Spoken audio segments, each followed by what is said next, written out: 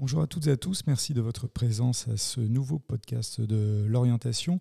Podcast qui sera aujourd'hui un peu différent de sa forme habituelle puisque nous allons réaliser un focus, non pas sur une filière, mais plutôt sur un métier et sur une formation particulière.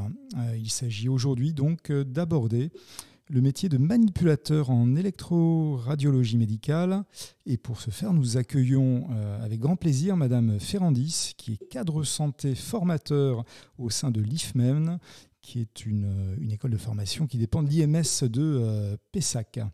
Donc bonjour Madame Ferrandis, on va vous demander de vous présenter rapidement et de présenter la structure dans laquelle vous exercez.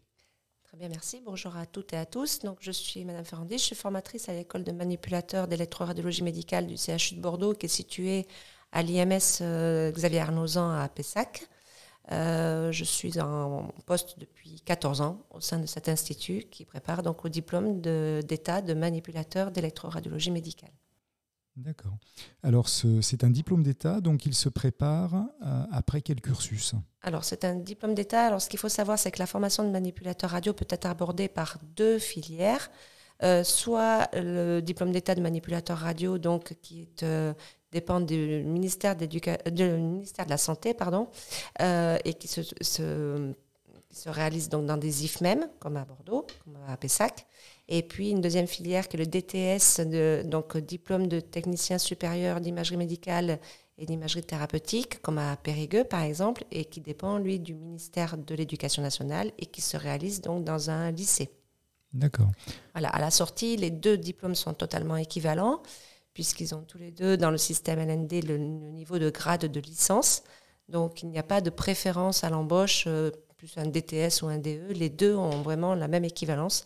C'est historique en fait, d'avoir ces deux filières de formation. En fait. D'accord. Il se prépare après quel diplôme alors ? Alors, ce sont des formations qui sont abordables après le bac, donc en post-bac directement, ou après une année de passe par exemple aussi. Certaines écoles recrutent tout bac confondu, d'autres recrutent plutôt des bacs d'origine scientifique. Nous, sur Bordeaux, on a fait le choix de choisir des bacs scientifiques, plutôt bacs généraux avec des options maths physique, maths SVT, physique chimie SVT, et également des bacs ST2S qui sont recrutés également chez nous, ou des bacs STL, option biotechnologie. D'accord. Quelle est la durée des études pour c'est obtenir une formation le diplôme qui d'État ? se fait en 3 ans, qui comprend des enseignements théoriques réalisés à l'Institut, et également une alternance avec des stages. Donc plus on monte dans les années, plus on va aller en stage et moins on sera présent sur l'Institut.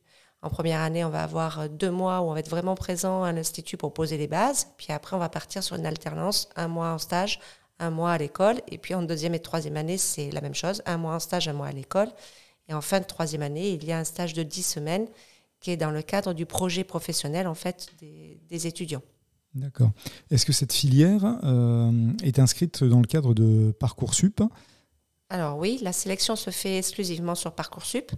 Il n'y a plus de concours pour entrer dans cette école, c'est exclusivement sur Parcoursup et vous allez dans le domaine paramédical et vous recherchez manipulateur d'électroradiologie médicale, donc DE ou DTS, et vous pouvez aborder sur Parcoursup quelle que soit la filière. D'accord. Donc vous nous avez dit en termes de profil de candidat un bac général avec des spécialités scientifiques ou un bac ST2S. Est-ce qu'il y a des attendus particuliers qui permettent aux candidats de valoriser leur profil sur Parcoursup ? Et je pense notamment aux projets motivés d'orientation. Oui, alors ce sont... les qualités requises pour ce métier sont les qualités relationnelles et également un esprit, on va dire, d'ouverture et un esprit scientifique. Donc, c'est vrai que ça, c'est quelque chose qu'il faut mettre en avant. Et effectivement, dans le projet motivé, il faut vraiment montrer l'envie de prendre soin des autres, l'empathie que l'on peut avoir vers les autres, le goût pour la technologie un peu d'imagerie médicale, parce que c'est un métier qui est en constante évolution technologique. Et du coup, il y a le côté soignant, mais il y a aussi le côté technique. Il y a les deux côtés qui doivent être vraiment prégnants dans votre projet motivé, quoi. D'accord. Et donc, est-ce que des activités de type associatif ou une implication dans des associations solidaires, est-ce que ça peut constituer des points à valoriser ? Oui, alors c'est exactement ce que l'on conseille aux étudiants, aux élèves, pardon, parce qu'après ce sont des étudiants après, c'est de valoriser en fait le bloc activités et centres d'intérêt de Parcoursup par leurs activités annexes, en l'occurrence, comme vous l'avez dit, des élèves qui seraient impliqués dans du bénévolat, au Resto du Cœur ou autre, ou qui seraient pompiers volontaires, ou qui seraient dans des approches comme ça, de prendre soin des autres, du babysitting, de l'aide à la personne, etc. Ça, bien sûr, c'est à valoriser parce que ça donne, entre guillemets, des points bonus dans le dossier Parcoursup. Également, des élèves qui feraient du sport en équipe ou du sport en compétition. Ça montre également un esprit d'équipe et c'est quelque chose que l'on recherche aussi dans nos étudiants, qu'ils soient capables de travailler en équipe, qu'ils soient dans l'entraide, dans la solidarité entre eux. Et donc tout ça, c'est des choses à mettre en avant. La pratique aussi, si vous faites une pratique sportive, une pratique de loisirs, etc., en lien avec les autres. Et également les voyages avec l'ouverture aux autres, la communication, la relation entre les personnes, l'ouverture au monde, tout ça, ce sont des qualités que l'on recherche assez souvent dans nos profils. D'accord, très bien. Est-ce qu'il y a un taux de pression important sur la formation ? C'est-à-dire un nombre de candidats sur Parcoursup qui dépasse aisément les capacités d'accueil ? Oui, l'année dernière, on a eu à peu près entre 800 et 850 dossiers. Sur Parcoursup pour une capacité d'accueil sur l'IFMEM de Bordeaux de 45 étudiants. 42 étudiants primants sortant du bac ou en post-bac et puis 3 personnes en conversion professionnelle. Voilà, donc ça fait à peu près, on va dire, 850 dossiers pour à peu près 40 places, quoi. Donc il y a quand même une certaine pression, effectivement. Et on regarde beaucoup, en fait, dans nos critères, tout ce qu'on a dit sur les actes et activités des jeunes, mais également un petit peu aussi les appréciations des professeurs, avec des élèves, on va dire, autonomes, motivés ou qui ont envie de travailler et également s'ils ont eu la démarche de faire, comme on a fait aujourd'hui, une conférence où ils sont venus se renseigner sur le métier, des journées portes ouvertes ou des petits stages d'observation qu'on conseille souvent aux étudiants d'aller passer une petite journée ou une matinée dans un établissement, un cabinet de radio ou un établissement hospitalier, ne serait-ce que pour voir un petit peu l'environnement paramédical du service d'imagerie. Donc le fait de s'être déplacé dans une structure ou d'avoir fait une journée portes ouvertes, ce sont des éléments qui peuvent distinguer certains candidats d'autres. C'est tout à fait ça. Il faut absolument le mettre dans la lettre de motivation. Par exemple, de dire que vous êtes venu aux journées portes ouvertes de notre école et que vous avez rencontré tel ou tel étudiant ou tel professionnel qui vous a apporté plus d'informations sur le métier. Tout ça, ça montre vraiment une motivation et un intérêt pour le métier puisque, comme on l'a dit en préambule, c'est un métier qui est peu connu et du coup, ça montre vraiment l'implication de l'étudiant ou du futur étudiant pour savoir un peu vers quoi il va, quoi. D'accord. Donc, au terme de la formation et après l'obtention du diplôme, quel est le degré d'employabilité en fait des sortants ? Alors, au jour d'aujourd'hui, il est très bon parce que effectivement, le milieu hospitalier est en grande tension. Dans toutes les professions médicales ou paramédicales, il y a un taux de chômage qui est quasi nul en manip radio. Pour vous donner un exemple, les étudiants de 3e année de cette année, il y en a déjà un bon tiers qui a déjà signé sa promesse d'embauche pour le mois de juillet. Et l'année dernière, on a eu tous les étudiants qui ont eu le diplôme ont tous eu du travail tout de suite en sortant de l'école, quoi. On n'a pas d'étudiants au chômage.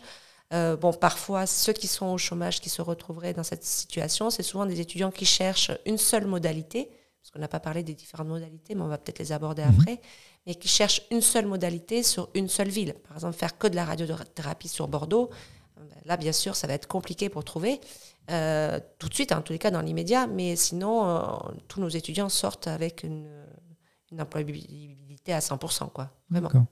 Alors, vous évoquiez les différentes modalités, donc quelles sont-elles ?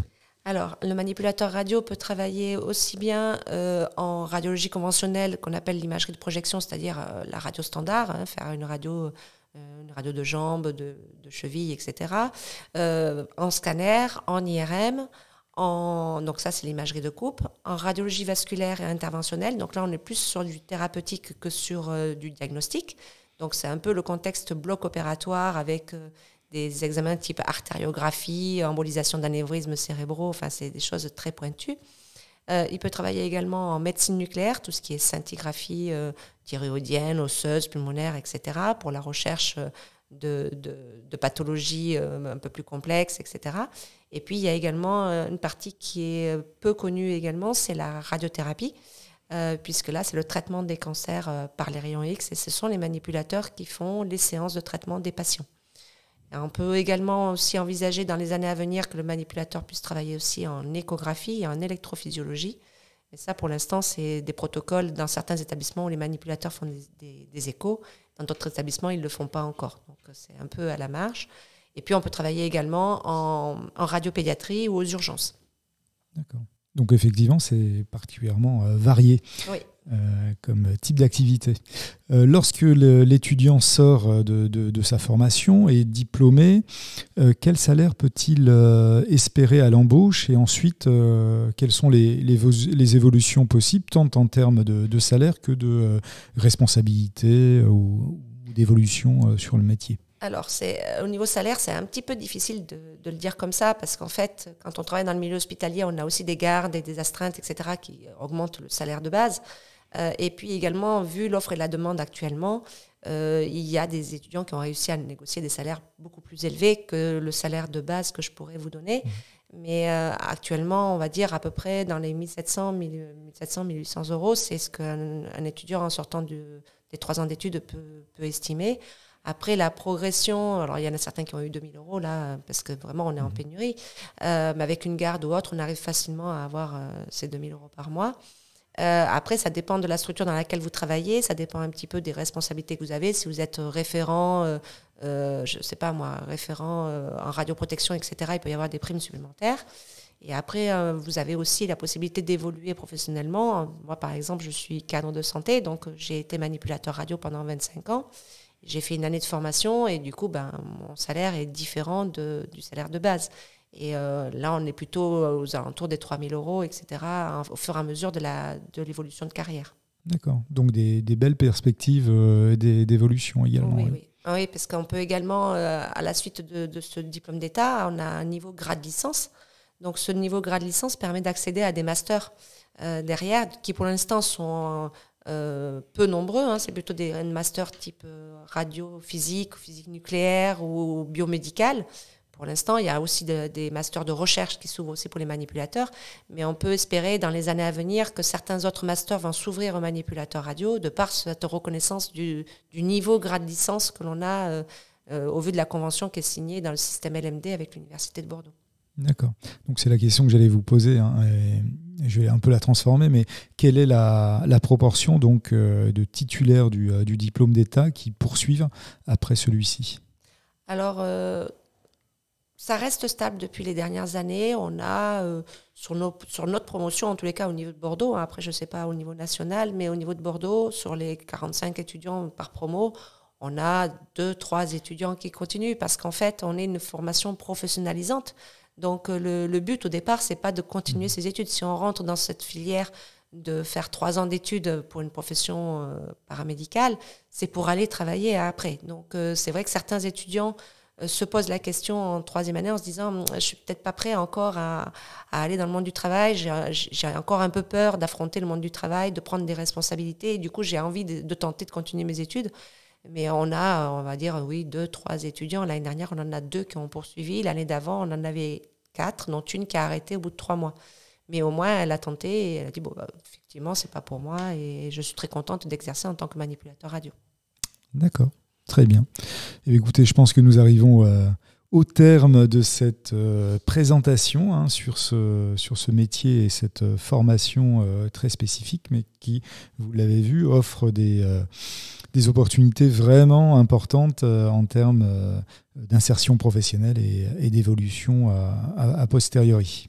Si je peux me permettre de rajouter juste quelque chose, au niveau de l'IFMEM, du CHU de Bordeaux, nous organisons le 21 janvier une journée porte ouverte à l'école qui est située donc à Pessac, à la sortie 13 de la Rocade, justement pour que les personnes puissent se rendre compte aussi de comment est organisée la formation avec cette alternance de stage et de temps plein à l'Institut, et de pouvoir rencontrer des étudiants qui pourront montrer aux élèves leur vie quotidienne en fait à l'Institut et également sur les terrains de stage, et également pour les troisième années dire un peu ce qui va leur arriver après, puisque certains, comme on l'a dit, ont déjà du travail.